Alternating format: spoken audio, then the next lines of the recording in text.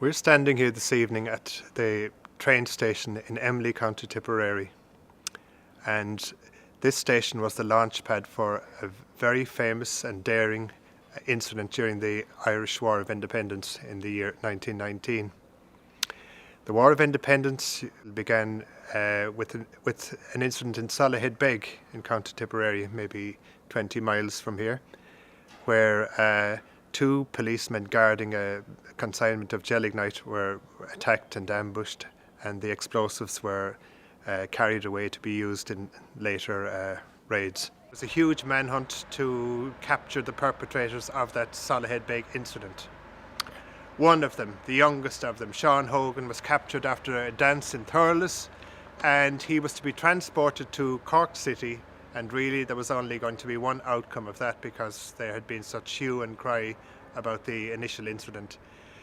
The local East Limerick Brigade and the Galtee Battalion decided Sean Hogan needed to be rescued from that train at all costs, or they would never see him again. They would lose face and they would lose one of their finest volunteers. They cycled from Galbally, they boarded the train here at Emly Station, and by the time they reached Knocklong they had established which carriage Sean was in and how heavily guarded it was. They challenged the two armed guards who were guarding young Sean Hogan and killed both of them and rescued him manacled, brought him across to the local butchers with a meat cleaver on the timber counter, freed Sean Hogan and spirited him away to a safe house. Like Solohead Beg, the rescue at Knocklong was such a daring incident that it became a cause célèbre, and again the British authorities had lost face and needed to rescue the situation themselves. So Willie O'Grady's song today about the incident is going to be the focus of my field work on this particular day, and I chose this incident because it's so local to me. The song is so local to me, and really I suppose it is local history and local personalities and local interests that interest me in my current work this year. We're here in the house with Willie O'Grady in Knocklong. We were visiting the town of Knocklong this morning, Willie, and we were speaking about the famous rescue incident at the train station. Oh my goodness. Yeah, and you're the only one I know around here, Willie, who sings the song about the rescue. And maybe there are others, Willie, but certainly I associate it with you. Well, the strangest thing about it, a lot of people would even really question my authority to sing it. I'm not a native, I'm only a blow-in. And that sticks, you know. If you're a blow-in, they never seem to forget. Like, yeah, it's the way the natives don't sing it as well as you do. Well, they didn't seem to have heard it. And things were rough when the thing was over, because one of the guards got out. And he done the devil. Oh, he did. He was at large, and to see this wounded, wherever handful of them were wounded, it was outside. Very little happened when there was custom, one or two. It was a brave act, Willie, to go on. It was known, according to the speaker, that that and he mentioned another one, were considered two the bravest acts that happened during the fight for freedom. And Willie, when you're singing the song, are you proud of what happened? Are you sad about what happened? Or? Well, I'd be sad that anyone lost their lives, but that is what had to be. And a lot of people to this day would nearly say it was murder.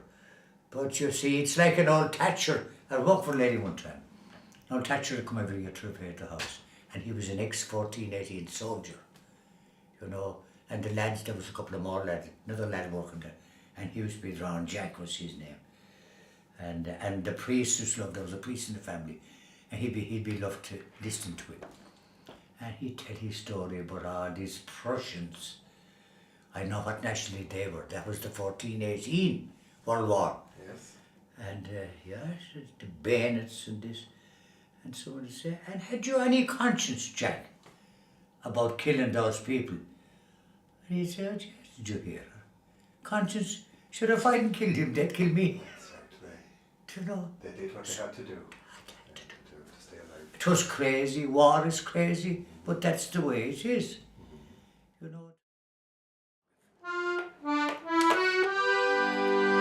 The news is spread through Ireland, it's right from shore to shore, of such a deed no living man had ever heard before.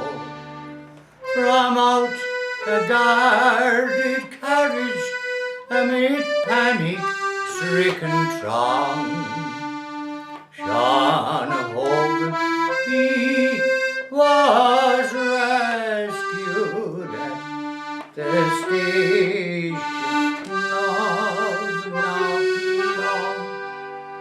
A guard of Royal policemen had their prisoner tettered well.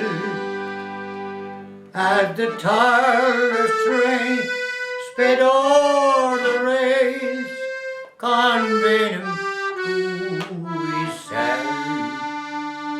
Sean Hogan, he could scarce foretell that hearts so brave and strong were planning for his rescue at the station of Knocklong.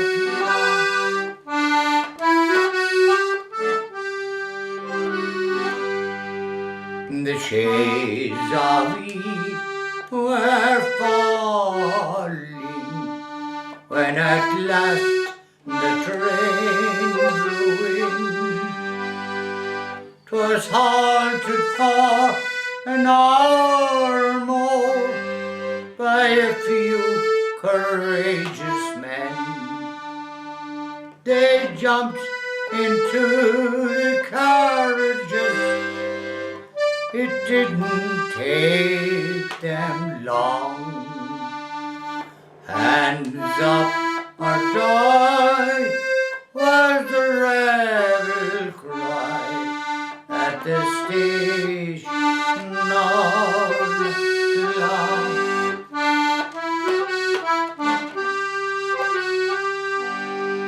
From Solid to Limerick, such deeds like these were seen. Never a tear was ever shed for Wallace of Roskeen. They did for England's hunting work, they did it far too long. But the renegades, they were numbered up at the station of Knocklong.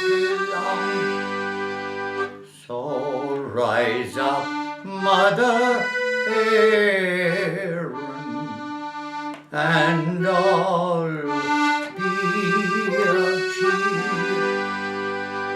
You'll never die while by your side there stands such volunteers.